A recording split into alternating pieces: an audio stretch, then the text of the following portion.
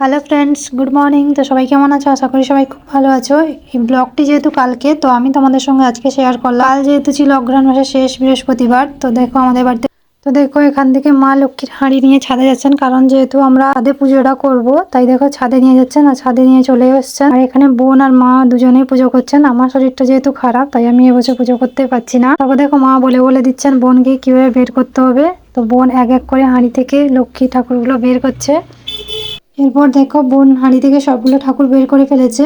এবার এই ঠাকুরগুলোকে মা স্নান করাবেন। পাশের বাড়ি দিদি স্নান করানো হয়ে গেছে, দেখতেই পারছো। তো মা এখানে বসে পড়েছেন ঠাকুরকে স্নান করানোর জন্য, কারণ প্রত্যেক বছর এই বছরই একটি দিনেই ঠাকুরকে আমরা বের করে স্নান করাই। আর এই যে দেখছো পয়সাগুলো, এগুলো প্রত্যেক বছর একটু একটু করে আমরা জমিয়ে রাখি। ওই ঠাকুর হাঁড়ির ঘটকে স্নান করানো কমপ্লিট হয়ে গেছে, এবার পুজোতে বসে গেছেন। আর ঠাকুরের সিংহাসনটা দেখো মা কত সুন্দর ফুল দিয়ে সাজিয়ে দিয়েছেন, দেখতেও বেশ ভালো লাগছে।